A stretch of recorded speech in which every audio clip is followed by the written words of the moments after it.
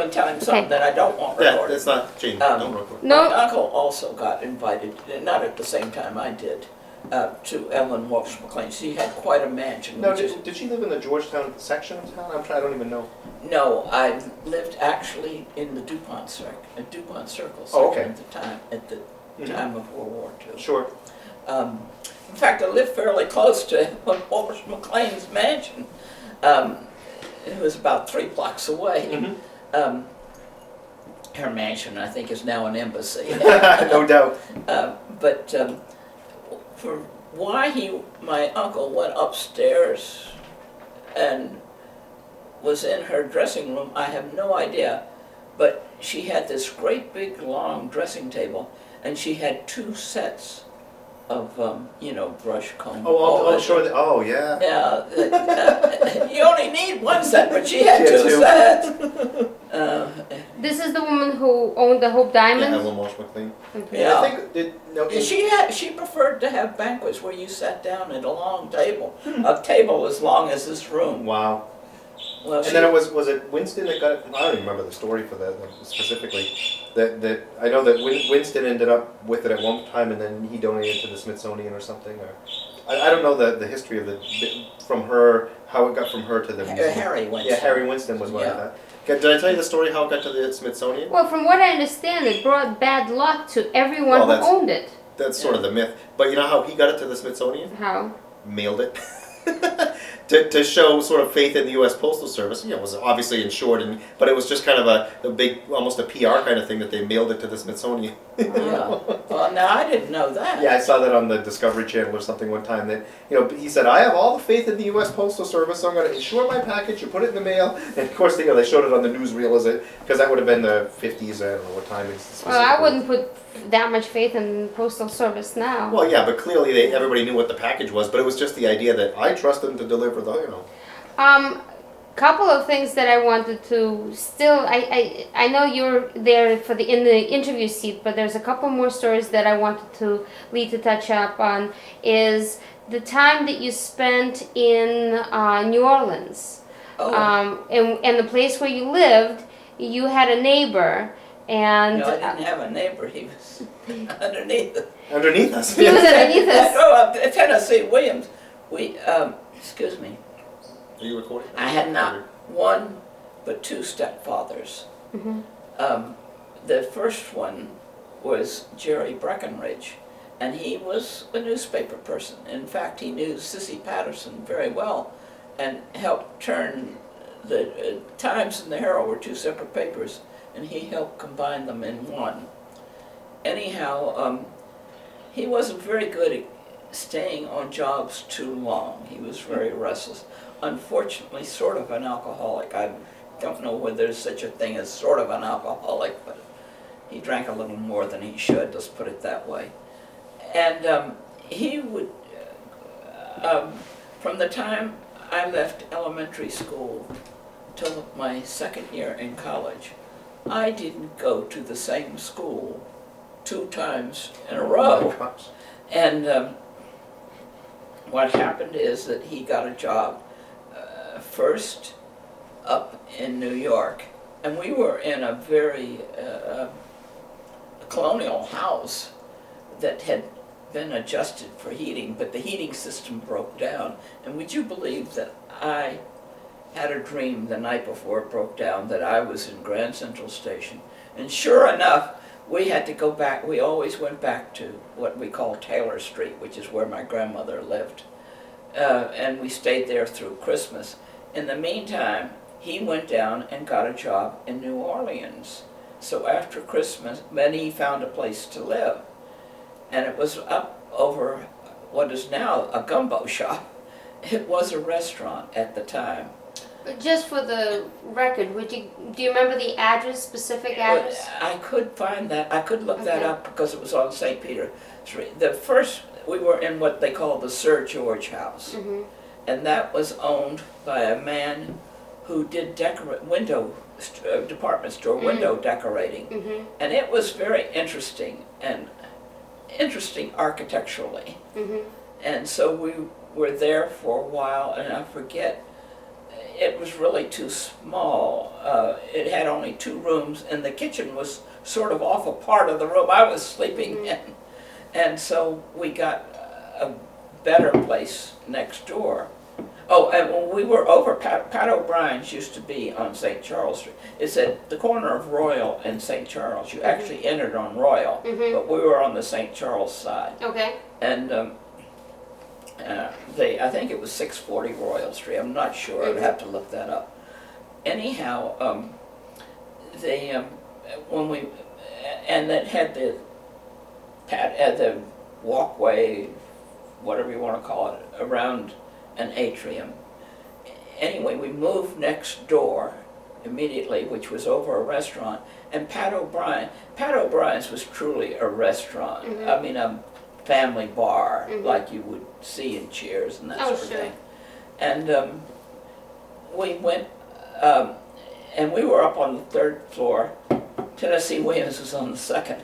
But you had a long stairway to go up, because you went up 1 flight of stairs, and then there was the door into where he lived, and then you went up another flight of stairs to where we were. And it was kind of interesting, because it was on 2 levels. I mean, we had a half a flight of steps. I don't know why. Anyway. And was he recognized as a writer at that time, or? Yes, when he was writing Streetcar Named Desire. Because the streetcar literally did run down there. That was when you could go to the movies for a nickel in the afternoon. So oh, and another thing, in the South, I was in the 8th grade at the time.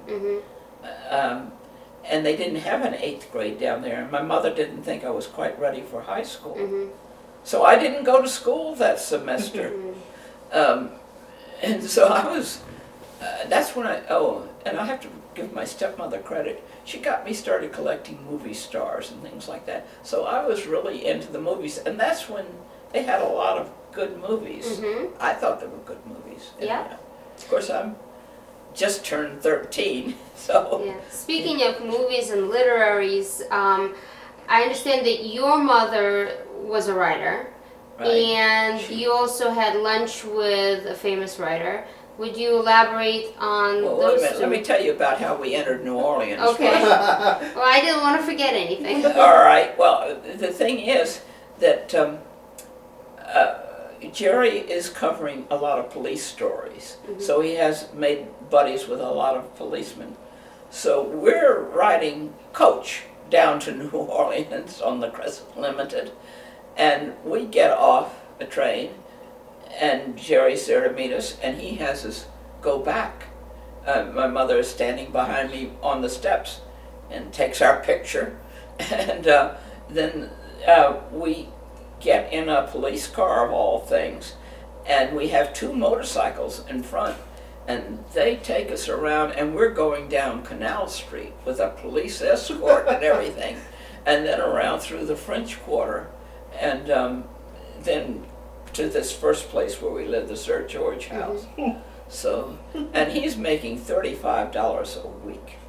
Now, the thing that we do on payday, this man who was one of the cooks on public television, his mother had I guess she did the cooking at home, but she had a small bakery at the corner. And she's in the building that with the beautiful wrought iron that they always put on postcards and stuff like that. And she's in the very corner. For a quarter, you could get a quarter of a chocolate cake. Like I had 1 layer of it, would be 3 layers. And that's what we bought every payday, was because then you could divide it into 3 slices, and it was great. And fortunately, she taught her son well, and he was able to do well on television. But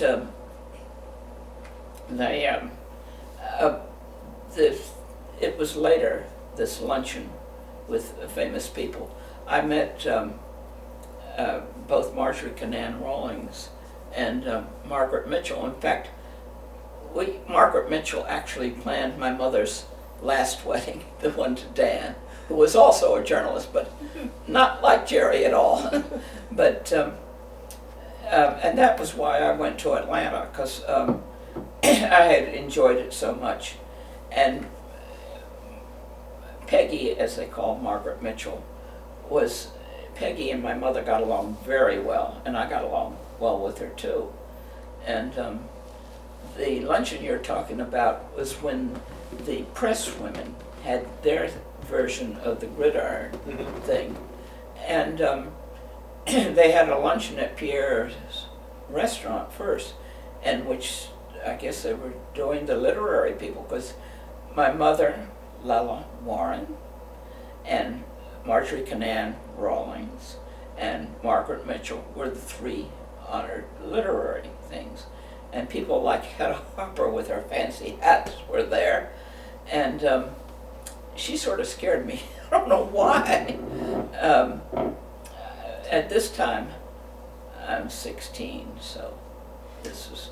What did your mom write? What? What did your mom write? What was Foundation Stone and Whetstone. For her first book, which did fairly well, but was not a great seller or a great piece of work either. She always said the first 107 pages were pretty good, but the whole book wasn't that great. A Touch of Earth. The second one was Whetstone Walls. No, Foundation Stone, excuse me, Foundation Stone. And the third one was Whetstone Walls. I like Whetstone Walls best. But A Foundation Stone was really quite a bestseller and went into reprint and stuff like that. The third one was a bestseller, but not quite as... So, but they were Southern novels in the genre of Gone with the Wind, or that? Actually, the third one went up through the Public Health Service stuff. Okay. So it got up close to the Mason-Dixon line. No, my mother covered more years than Margaret Mitchell's did. But she sent Mother the Golden Isles of Georgia, and that's where Mother and Dan went for their honeymoon and everything. When I went to Atlanta later, at age 22, I ran away from home to Atlanta. Why, she took me, her husband, George Marsh, was not doing so well. In other words, he was no longer driving, she was doing the driving.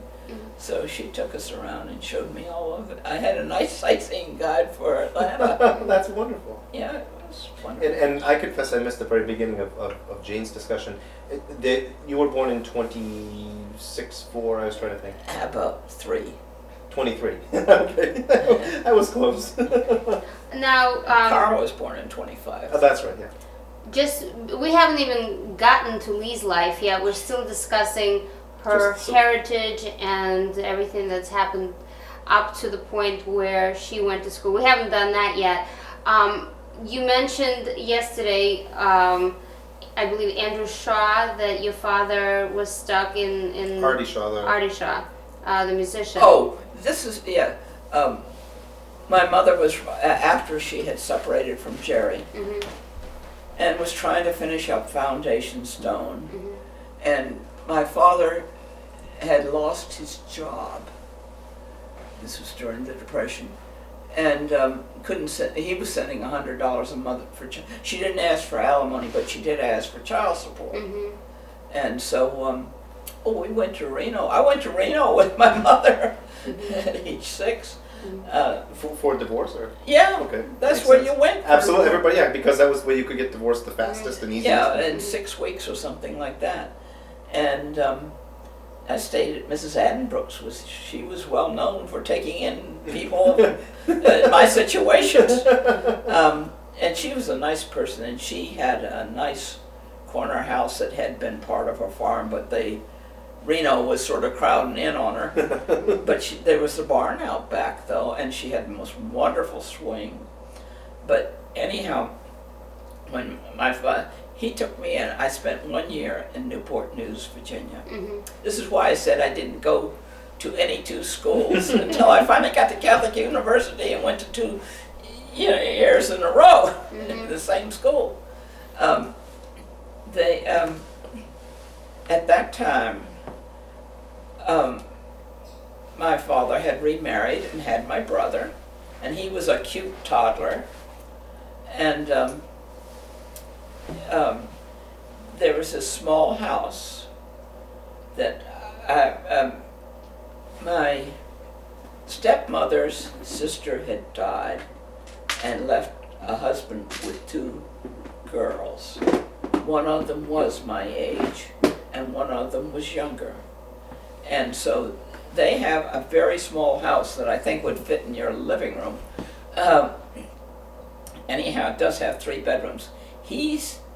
Coles Taylor, who's doing very, very well as a dentist, admittedly he was sometimes taking oysters in payment for, because I can remember during oyster season we had oysters 4 times a day. We had them for breakfast, lunch, dinner, and as a midnight snack. But I couldn't love be too oysters. bad. I think you can have them raw and fried and Yeah, that's it. yeah. And he did have Rosa. He had a servant, Rosa, and the bathroom was bigger than his thing. His room, it had a single bed, a dresser, and a chair, and that's about it. He took the smallest room in the house, and then the largest room in the house my father and stepmother had, and poor Andy, who was 3, I forget whether he was 3 turning 4 or 4 turning 5, I'll have to ask him.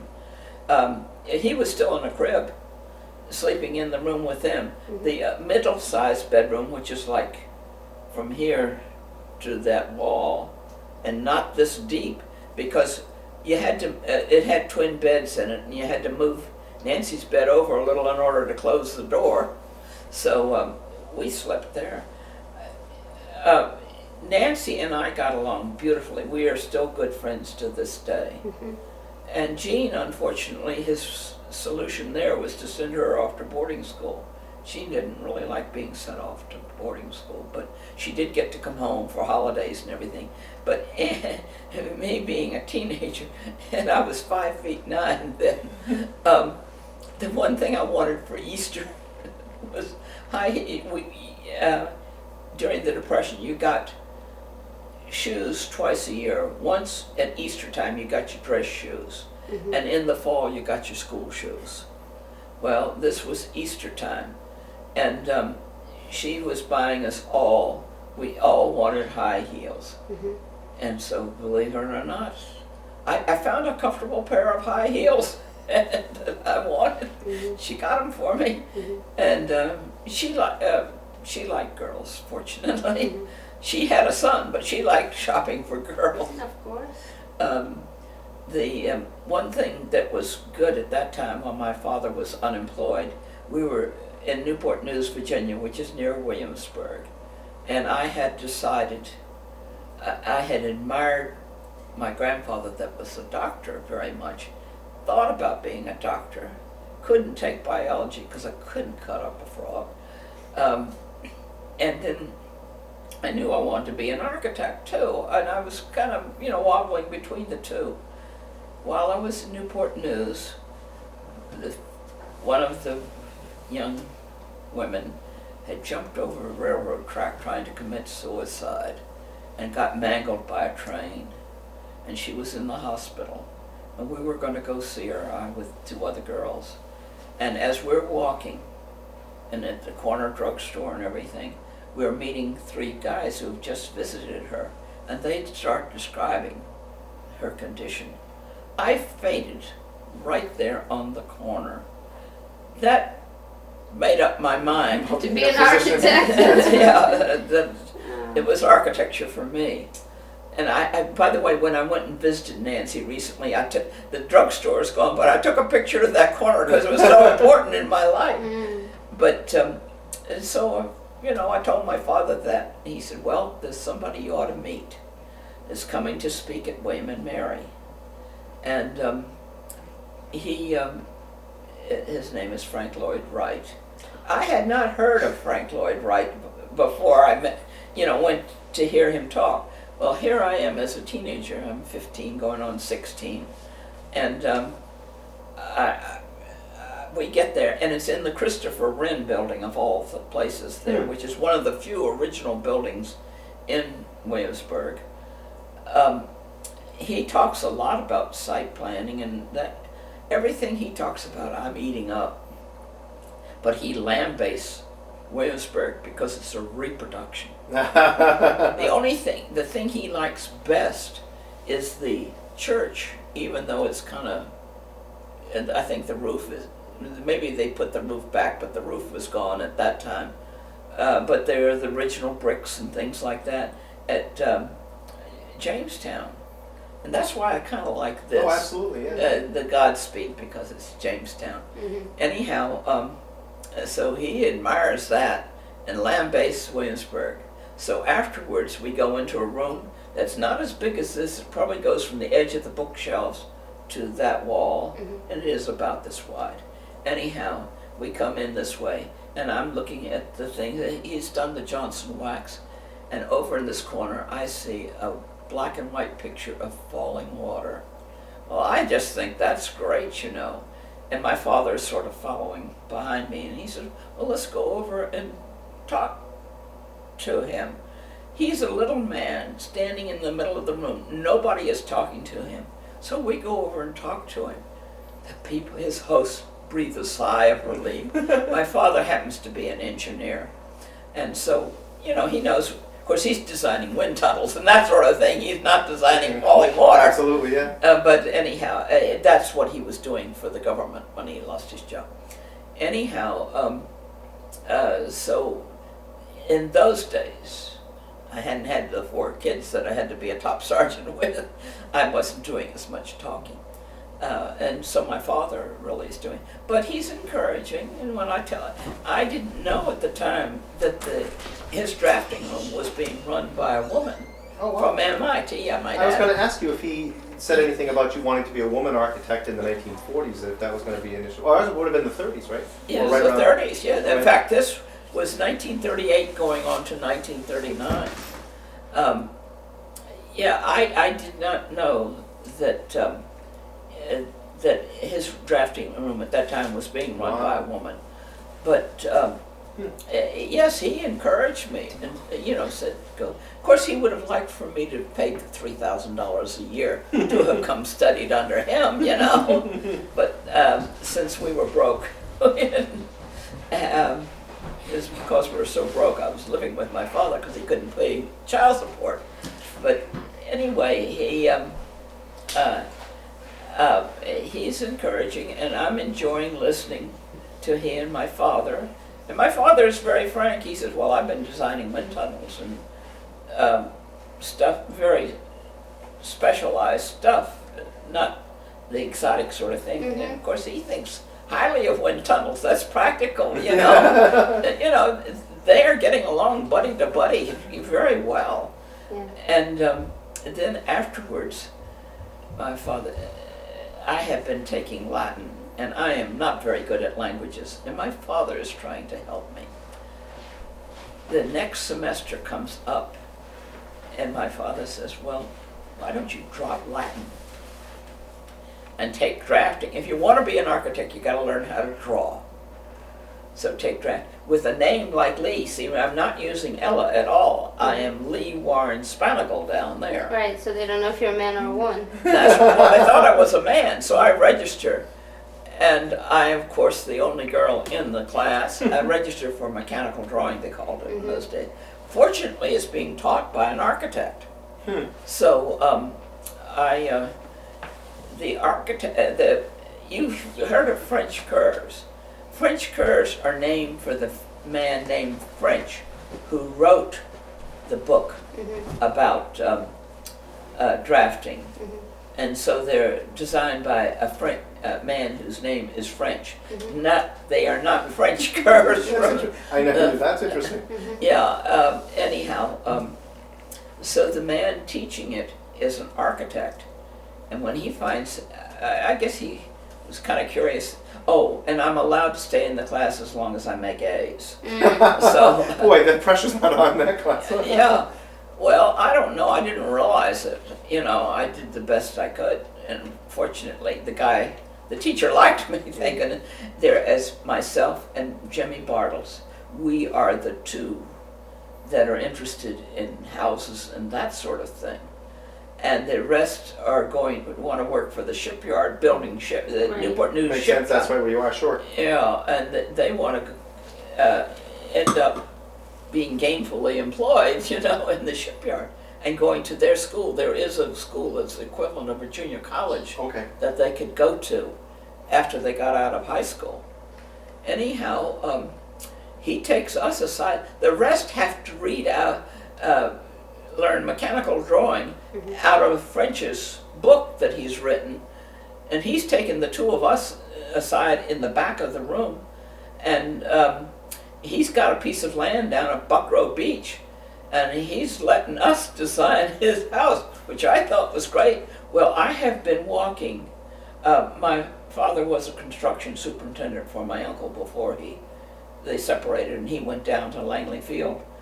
And so my mother, so she could write in the afternoon when I got up from my nap, dressed me, and I went with my father because he was building I lived in a house that my father had built in, by the way, at that time, and it's still standing. But and she would send me out with him, and I'm a little over a year old, out with him as he shut down the construction. So I've been walking construction ever since I was about 1.5, not even that. And and I had been all through elementary school. Chevy Chase was being built at that time. It was just coming out of the beginning to come out of the Depression and so forth. And so we've got lots of construction to walk around in. I'm at home in that. And fortunately, this teacher sees that, and he teaches me a lot about construction. And also Jimmy, So I draw in pencil, and I know I give him a porch. Glad you've got a porch. I think everybody needs to have a sheltered entrance and all that sort of stuff. We had a good designer. Well, anyhow, so I do the layout and everything, and then Jimmy, in those days you did ink on linen. He takes linen and traces what I have done on tracing paper. And we go out and make blueprints, and then you made them in the sun, and then rinsed them in the sink. He built the house, and it's still standing. Oh my gosh, that's Yeah. Now, Lee, you built you've helped design federal buildings as a profession. Which buildings in Washington have you worked on? Lots of. Which But as a buildings? contractor, but I'll tell you the most interesting one happens to be the I think it's Edgar J. Hoover building. Yeah, the J. Edgar Hoover building. in But Washington. J. Edgar Hoover building. It's been designed by a rather well-known civil engineer from Chicago. No two floors are alike. And I'm working on 2 different floors, and mostly I am doing the layout. One of the most interesting things, though, that I got involved in, I'm a local person. I was working for I start off at GW going to college, and of course the war has happened, and GW was a working person's school, not a Margaret Truman hadn't gone there yet to elevate it, let's put it that way. My brother teaches there now, so it's a little more elegant. But anyway, they have classes in the morning and they have classes in the evening. You were expected to go out and work. Can you hold this? Absolutely, absolutely. You were expected to go out and get a job to help the war effort. I don't know any typing. I don't. Can't spell. You're not going to be welding jet parts or anything? Well, you don't weld in Washington anyhow. Clearly, that's, Well, anyhow.